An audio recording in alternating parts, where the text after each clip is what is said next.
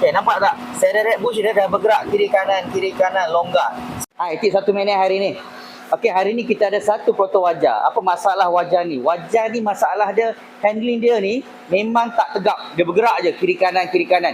So dia pergi buat elemen pun tak settle juga. Kereta dia, tayar dia tu masih bergerak kiri kanan.